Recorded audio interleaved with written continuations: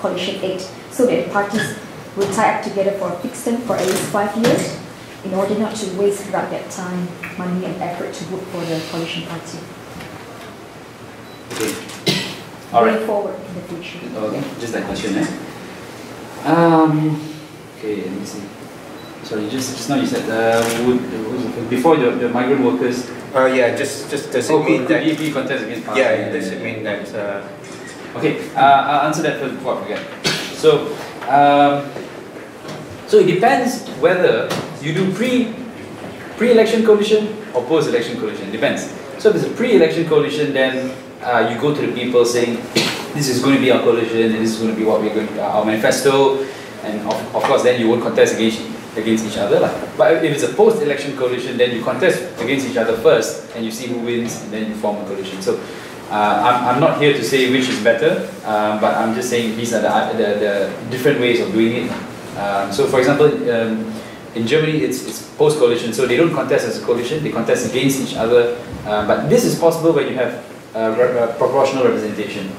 But when it's first past the post, then it's very difficult to implement something like this. So it's better, probably in our case, pre-election coalition is better. So meaning we get together before election and we say, okay, these are the things we agree to do, for example. But I would differentiate again, federal level, because federal agenda is different and you have state agenda which is different. Okay. Next question, problem of migrant workers. I mean, 1.5 million Bangladesh, I think it's probably even more actually. Population of Malaysia is 30 million. 5 million are foreigners, foreign workers. This includes undocumented ones. So 5 million, that's a lot. Of course, if all of them can vote, then we're in trouble. We don't even know how many really can actually have IC and can vote. The biggest problem is in Sabah. In Sabah, it's almost like people are saying unofficially half the population is migrants. And their problem is that they can vote. They actually can vote. I mean, I think the problem of migrant workers is we can have a whole separate forum on this altogether. And it's a terrible economic problem, social problem, political problem. One of the reasons why, and it's a vicious cycle that perpetuates itself precisely because we have a government that practices rent-seeking. Essentially, when we have so many foreign workers, it drives down wages. Okay. The reason why I started this session by talking about the median wage in Malaysia being so low, and the reason why we have such low wages is because you can hire foreign workers. So you have no incentive to automate, you have no incentive to value add, you just keep relying on low wage, low skill workers. You're just so cheap, right? If you go to Australia or you go to the UK, you look at the guy who operates the garbage truck. It's a skilled worker because he's learned how to operate machinery, he has to drive. And it's one guy per garbage truck. So this guy is highly paid. He gets paid like $2,000, $3,000 in Australia. He goes there, collects the rubbish, operates the machine and everything. In Malaysia, how do we collect rubbish? One Malaysian driver probably paid 800, 900 ringgit a month driving the lorry, and 4 Banglas behind, holding on to the lorry like this. Right? We've all seen this. Because the Banglas are 400 ringgit each. So you have no incentive to automate, no incentive to get a skilled worker, train him, and pay him more. So Malaysians will never earn more because you're basically in competition with low skill, low wage labor. They have the same problem in Singapore. Yeah, but not as bad as us. But Singapore is a higher economy, so absolutely. But essentially, yeah, it's a problem. But why can't we get rid of foreign workers? Because for every foreign worker that comes in, some UMNO guy makes money. It's licensing, it's permits, and anything to do with permits is money. It becomes rent-seeking. So who gets foreign worker permits? All the cronies. All your ex-retired, UMNO guys, this and that. So that's why they will never change the policy. That's why they will never stop bringing in foreign workers. We talk about, recently we've had the 11th Malaysia Plan. We talk about high-income economy and so on and so forth. At the same time, they just approved 500,000 extra permits for foreign workers. So that is the problem. Next election, next question, direct elections for Prime Minister. Actually, that's a very interesting thing to consider, especially, I think, for Malaysia especially.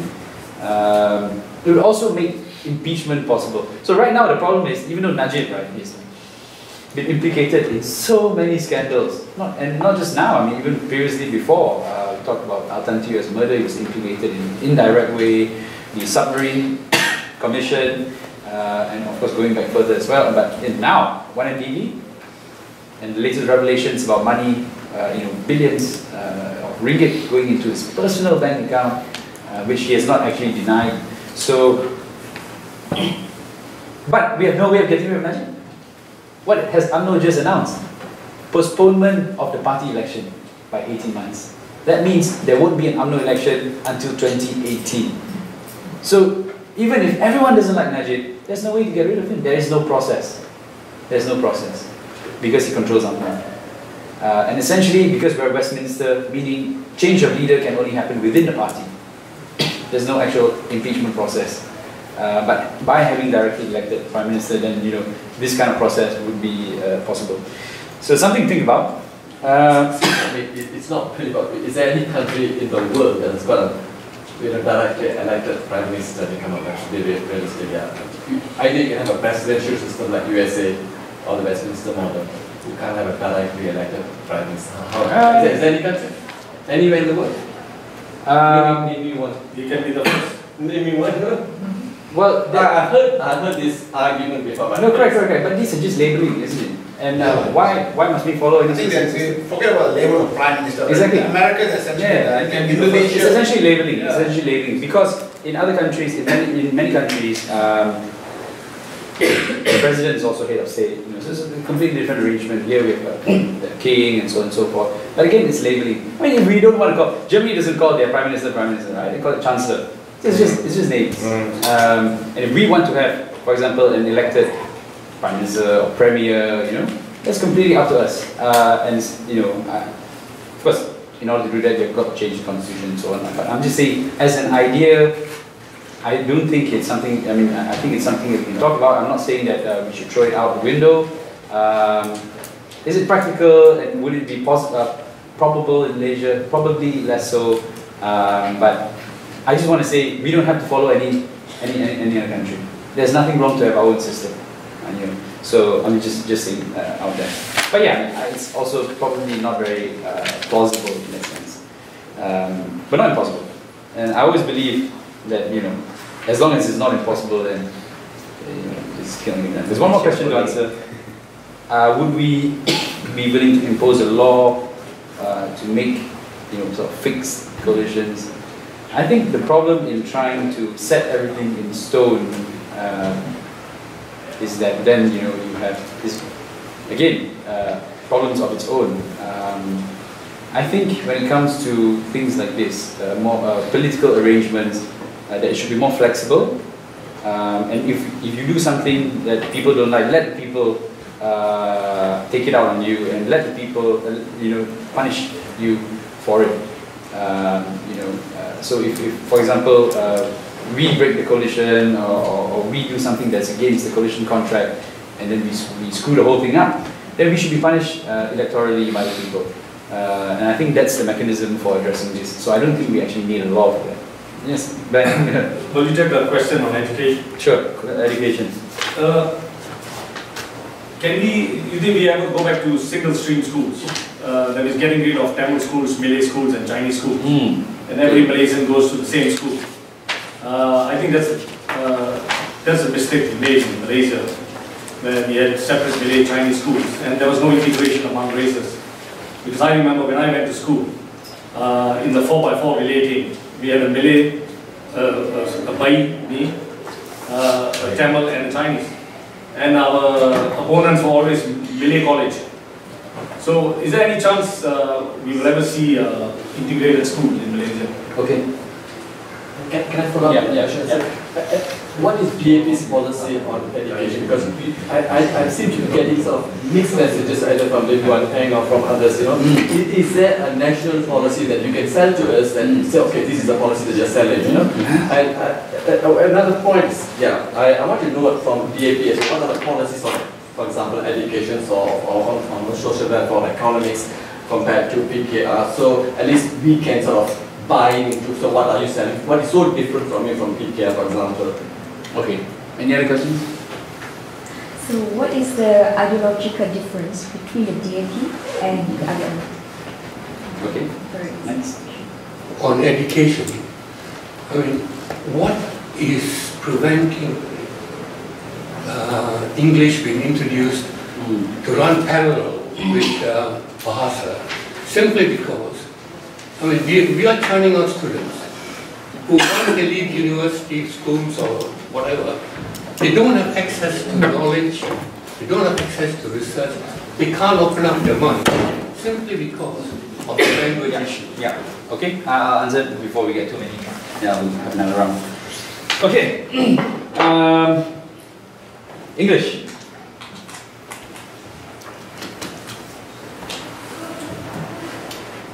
Actually, that is a very big problem, access to knowledge.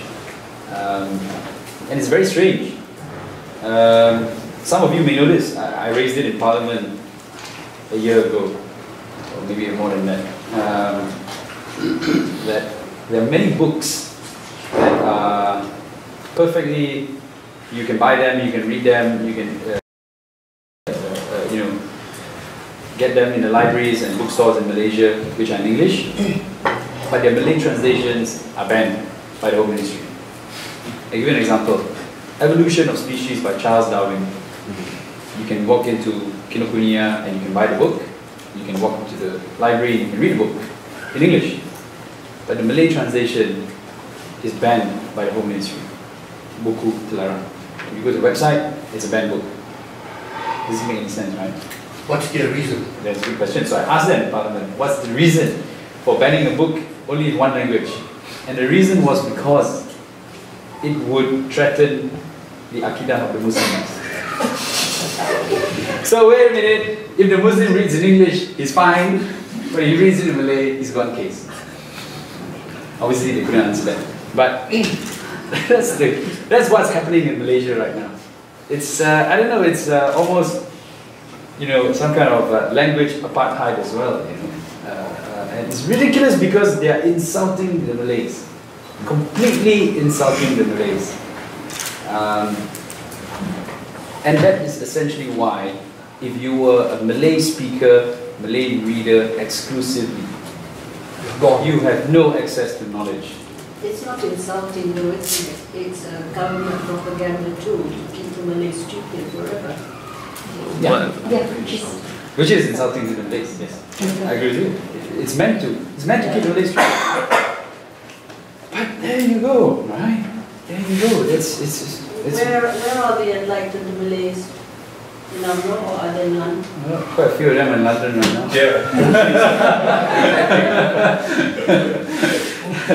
No, but Zaid is very yeah, sure. No. No. There are many still in Malaysia. The G25, very good example, and I commend them. I think it's very admirable that they are actually taking it out. They're really confronting the government on many issues, and they're really just calling it as it is and saying, look, this is all stupid. This is all just completely stupid. And so, again, I come back to the point. If you were a Malay speaker exclusively, you have no access to knowledge. Because no books are translated into Malay, and if they are, they're banned. Right? I recently translated a book through the Penang Institute, and it's now available for sale. We just published it last month. Bangsa Melayu. Bangsa Melayu is a very, very good book written by Arifin Omar, who was a senator in DAP. It was his PhD thesis, and the book is essentially on the Malay experience in both Sumatra and Peninsular Malaysia between the period of 1945 and 1948. It was post-war, and both concurrently happening. But what happened in Sumatra was all the Malay rulers, the sultans, had their heads chopped off. There was social revolution, and basically all the Rajas were killed. Whereas in Peninsular Malaysia, all the Rajas managed to maintain power. So the question is why? Right? So it's a very, very interesting book, and he wrote it obviously in English. He did it in ANU, but it's never been translated before. So I've translated the book. It's for sale now before it gets banned. So if you try to order a copy, from Penang Institute, or Gerak Budaya. You can order from Gerak Budaya. It's very good. If you read it in Malay, you can read it in English. We are republishing it as well. You can also buy it in English. It's a very, very good book. Okay, but coming back to that. So that's the point. So can we have English schools? That was the question, right? Can we have English schools? Now, I think that relates to the question on single stream. So I'll answer it both together. And this also sort of answers the question on DAPs and on schooling. Now that I'm the DAP spokesperson for education, so I guess what I say would be the party stand.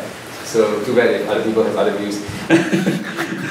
But essentially, we believe in education decentralization.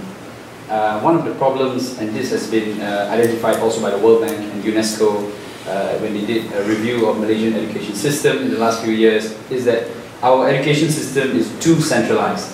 In the sense that all decision making is made by the ministry at the ministry level, and then it's implemented regardless of everyone else.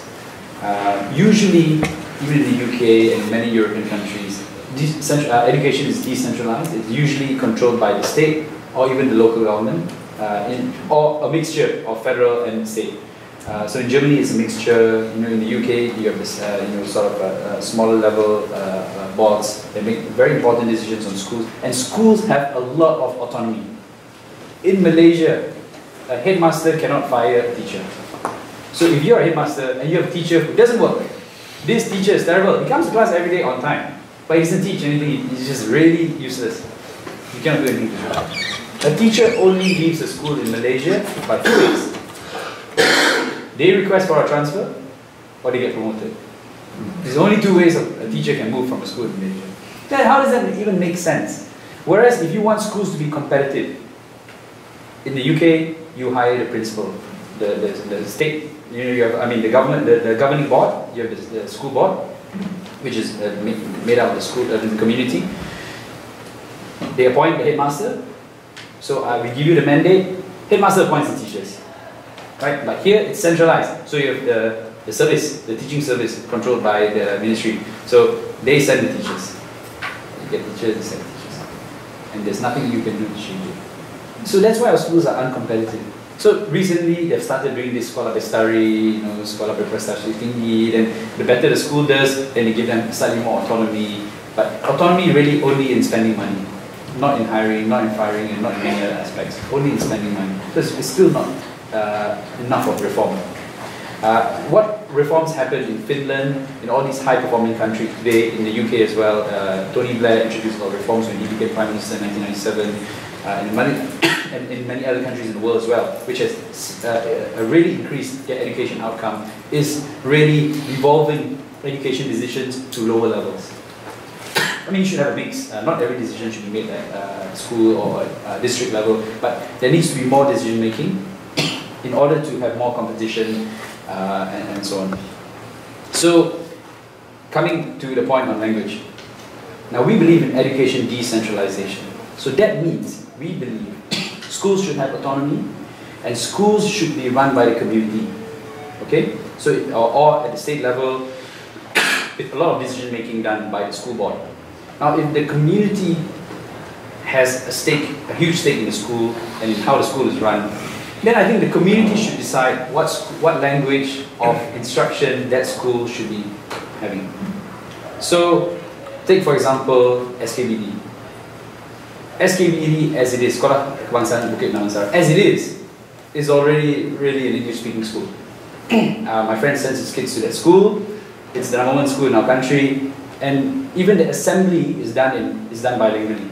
Even assembly, it's half in English, half in Malay, and the kids talk to the teachers in English. So it's essentially an English school, right? Because the whole community would prefer to use English. All right. Now, can you use English in a school in some Sungai something in Sarawak or whatever? Right? No, teachers won't be able to understand it. Won't be able to teach it. Essentially, that would be the problem. So, if you're going to have decentralized system, then you should have such decisions made and chosen by at a lower level, at a much lower level. So whatever is comfortable. I think studies everywhere in the world have shown that language of instruction should be whatever language that can teach best. But of course, Malay and English should be compulsory languages for every school. Now, of course, if you ask me what is the ideal school in Malaysia, the ideal government, I would say compulsory teaching of all languages. English, Malay, Chinese, Tamil, maybe in Sabah Sarawak, your local languages. Compulsory, especially at primary level. All 6 years of your life, you have to learn it. And maybe you have to pass it also, you know. That would be ideal. But you know, until we get to that stage, it's not going to be easy. But the problem is, Ben, you mentioned that when you went to school, it was much more multicultural. But when you went to school, there were also Chinese schools and there were also Tamil schools. So the point is, it was always been there. But yet, the experience in those days is that when you go to national school, it's more multicultural. That's because, and that's where I answer the question. If you look at the statistics, in 1970, the proportion of non-Bumiputra in Sekolah Kebangsaan, government schools, was 30%. So you had 70-30, right? This is averaged out nationally. So in urban areas, you have obviously more mix. Today, it's 98% Bumi. It's only 2%, 2.something% non-Bumi in Sekolah Kebangsaan. Interestingly enough, enrollment of non-Chinese in Chinese schools is now over 10%. So Chinese schools are actually more multiracial, funnily enough. And there are many places, like in Rembau, in KJ's own constituency, there is a Chinese school with more non-Chinese students than Chinese students. I think it's something like a 60% Malay and Indian and so on. And the Chinese students are less, because there are more Malays in that community. And they all want to go to Chinese school. In Kelantan, there's a private Chinese school that gives, independent Chinese school that gives out scholarships. And there's only like, but it's a limited number, like 100 scholarships a year. It's a very, very good school. It's a paid school, very hard to get in. And the Malays compete like hell to get into that school. What is the point here? People want good education. It doesn't matter what school it is. The point is, if you can provide good education, that's what parents want. So the reasons why non-Malay parents stop sending their kids to Sekolah Kebangsaan were two reasons. One is, the quality just went down. The teachers become so bad, just completely horrible. And this is the result of when Dr. Mahathir became Education Minister, he wanted to provide employment for especially Malays who could not get jobs anywhere else. They became teachers. So the standard of teaching went down tremendously. As a result, we have what we have today, because